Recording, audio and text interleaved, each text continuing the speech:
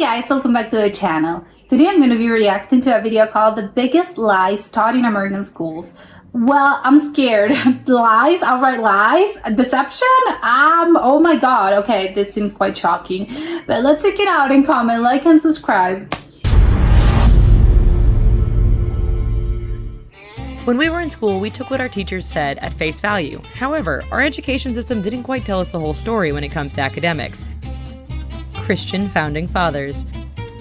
For many years, people have believed that the founding fathers of the United States were all Christian and that the country was founded on Christian values. That is simply not the case, especially since Ben Franklin and Thomas Jefferson were considered deists, meaning they didn't follow the Bible, but knew there was a creator since the world was so well done. Alexander Hamilton became a Christian after his son was killed, which happened long after 1776, and George Washington likely believed that nature was God. And finally, John Adams was a Unitarian, meaning that Jesus was a good person, but not God's son. What? Thomas Edison. For years, we have thought that Thomas Edison was a mastermind who invented the light bulb and harnessed the power of electricity to bring light into our lives. But to be honest, Edison actually bought the patent for the incandescent light bulb from another inventor named Heinrich Goebel. Plus, there are about 22 other inventors who are toying with the light bulb invention and working on perfecting it. I think it's funny because I think that a lot of creations and inventions, they can claim to, I know there's usually several inventors that claim one patent, and I know countries are constantly fighting over it. The tongue. What the tongue? For whatever reason, scientists and teachers thought that there were different parts of our tongue that detected different tastes, like sweet, sour, bitter, etc. In reality, our tongue equally detects these different tastes regardless of what they are. The one exception is that we have a protein that detects whether we are eating something sour. Coal and diamonds. For years, science class taught us that diamonds were made from coal that had gone through an immense amount of pressure. But truth be told, diamonds are actually made from vertical shafts full of rocks that are formed by volcanoes. Not to mention that coal is found on the Earth's surface and diamonds are found in the Earth's mantle and then brought to the surface by volcanic eruptions, which means that the relationship between diamonds and coal doesn't really make any sense. Yeah, then why? Because I was about to say maybe they do this because obviously you're trying to explain things to a kid, so they try to simplify the whole thing. Blue blood. For years, school and old school science told us that our blood was actually blue and it turned red once it was exposed to oxygen. The defense behind this theory was the fact that our veins appear to be green and blue underneath our skin. But this mistake was made due to the trick of the eye and how the eye perceives light. The layers of skin plus refracted light created a blue color for our veins, but we were still bleeding red. The human brain. If you blood blue. Schools in Hollywood have had us convinced for some time that we only use about 10% of our brains. It was believed that the only one who channeled the majority of their brain was Albert. Actually, I have no idea what kind of school. The school never taught me this. What? Einstein, and that this was why he was such a genius. But truth be told, neurologist Barry Gordon has revealed that we actually use all parts of our brain, and that most of our brain is active all the time. Otherwise Sir it wouldn't Isaac be Newton. existing. While it is true that Isaac Newton came up with his theory about gravity while watching apples fall, it is unlikely that the fruit ever actually fell on his head. It actually took over 20 years for Newton to come up with his theory of universal gravitation, and he also had help from others. In other words, there was a lot more behind this revolutionary theory besides having an aha moment after an apple fell on his head. See, that's what I mean. They're trying to simplify it. It's a nice story as the apple fell on your head and you, oh my god, eureka, I know what it is. Gravity. There is still gravity in outer space, it's just in a weaker form. Gravity is actually responsible for keeping our moon in orbit, and those planets and objects that are defying gravity are actually just in a state of free fall. Okay. Well, hopefully that cleared up some things for you. While you're here, here's a couple other videos we think you might dig, and please don't forget to click like and subscribe. Thanks!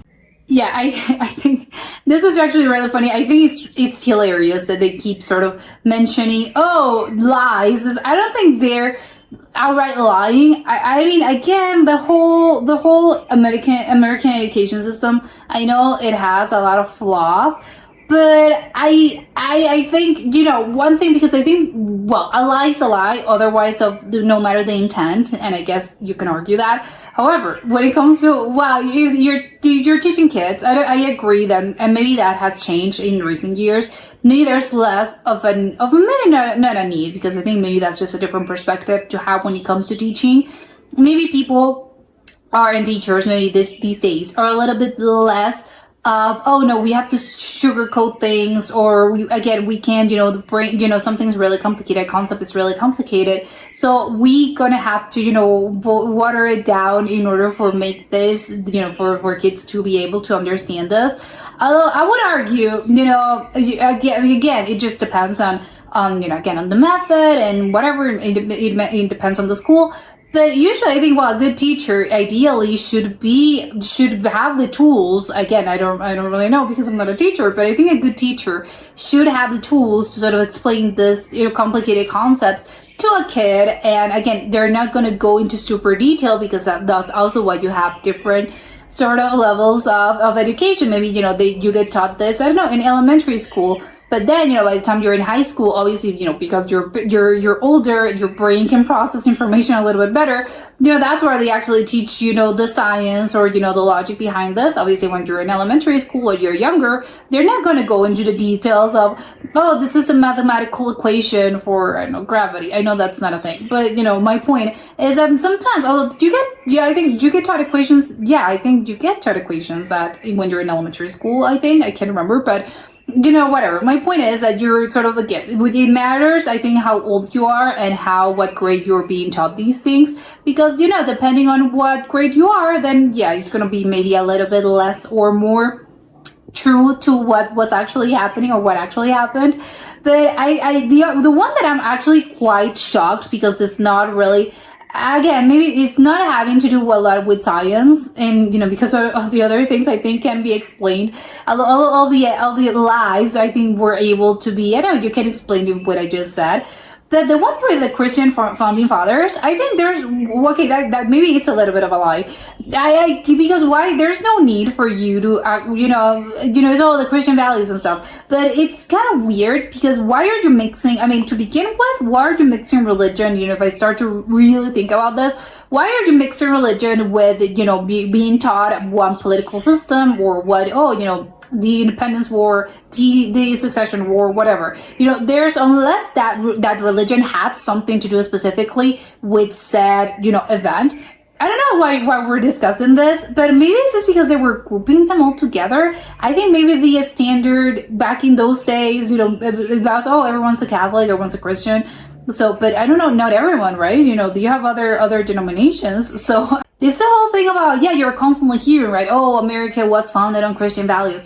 Maybe that's what, but maybe it was propaganda that came afterwards, because the idea of them, all the founding fathers, well, not all of them, the ones that they put as an example, they all had, I guess they were not trying to hide their religion as if they we know these things and we know what their religion was, because they probably wrote about this, right? They were, I believe in the power of nature. One of these, I can't remember who he was. He believed that God was in nature. Okay, so we know this because he wrote it, as in, I believe these things. So what's up with the revisionist history then? Maybe, again, it came afterwards, because when it was happening in real time, maybe just people knew, oh yeah, he's a utilitarian. That one's the Catholic. This one's whatever. So people just sort of knew, but it was maybe less of an important thing back in those days, which I think sounds wild, because I would assume that back in the 1700s, and obviously during long stretches of time throughout history, the religion was really important, and they had to know, well, and Christian values were being sort of, uphold, you have to uphold those values, and if you didn't sort of follow the straight and narrow, and if you didn't follow those values, then you're being seen as a pariah, or again, you're, oh my God, there's something wrong with you. So it's kind of weird to me how back in those days, apparently they had freedom of, being like, no, I'm not really, I don't exactly believe in these things. I don't believe in whatever, Christians believe in. So again, it's kind of crazy to me to think, oh, but, how did we arrive from that to here, as in, oh yeah, you actually believe this, but maybe it was propaganda along the way for some reason. And they actually tried to make this whole thing about, the Christian values that, America upholds. Although, again, in this day and age, again, this is probably less of a thing, because there's so many people that, that have so many different religions. So it's kind of, I don't know, maybe it's important these days. Although, again, this really also, it's really, I think, this the educational system it really does vary and it really does change depending on, even in the same state, within the same state, between the same, even neighboring countries, you may have really different experiences. And of course, it changes depending on the state as well. So again, who knows what it's like these days, or what is it like in several other states or several other cities, because everything is really does change. It's not really, the sort of the broader point of view. Yeah, technically you cannot get taught the same things technically, but not really. I think when you start to listen to different experiences, you're gonna understand that, oh no, there's maybe a few things, around 10 things that are, everyone gets taught the same thing, because again, it's universal, but and everyone gets taught things differently, especially I think in the South, the education is really different from other parts of the country. So again, it's just really, it just varies, it changes, and I would assume even someone that went to school, 10 years ago, 15 years ago, it's probably going to be a little bit different from someone that's going to school now. So, it's I would love to know if they're still being taught these things, because the blue blood ones, that's crazy. Again, the other, the tongue one, I get, you're being taught this, but again, I think that can fall into the category of, let's teach this to a kid, and we feel their brains are not developed enough to understand.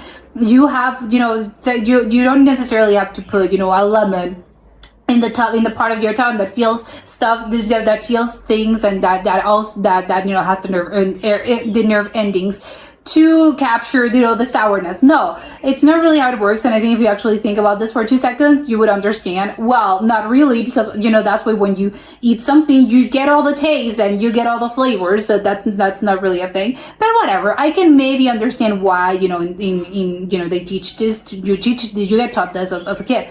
But for instance, the Thomas Edison one, I think that's, I guess that's more, but the teachers know. But I would argue they probably teach this because they're proud of Edison, and they want to be, and American created this, and great, we're so proud of Edison, and he created the light bulb. But no, again, when it comes to, but it's because they want to claim it. I would assume that if you go to England, they don't really teach you, in schools, that Edison, created the light bulb. I would assume, because I think they probably have another person that was making advances in that, and during that time period as well. And they were probably going to clear out the whole, we might not make it clear. It wasn't Edison, or maybe in Germany. I don't know, whatever it is. I think each country wants to be proud of their own sort of person. So they try to switch things up and be a little bit, this, no, that didn't happen. But I think when it comes to inventions, I think there's a little bit more leeway.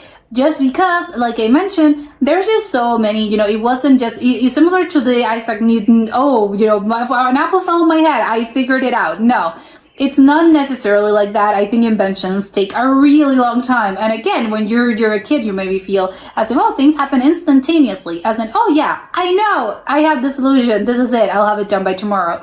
No, inventions take a lot of time, and to create a patent, you need a lot of time. And you also get a lot of probably advice, and you also, you're probably from other people, and also just as well, you probably wouldn't be just as they mentioned Edison, there were several people in the world trying to make this, because then they were probably feeding on the previous work of previous inventors, because that's usually how science works. You're constantly working upon things that someone else did a bunch of years ago, or maybe recent, but whatever, my point is that you're constantly working upon previous works, because that's how science is, and that's a beautiful thing. We're sort of joining together, and maybe a study that you think, or maybe it didn't work, your experiment failed. Yeah, but the good news is that publish it, because maybe down the line this can help someone else. So again, maybe that's why. But yeah, this is crazy. I would love to know what it is actually being taught in schools in this day and age.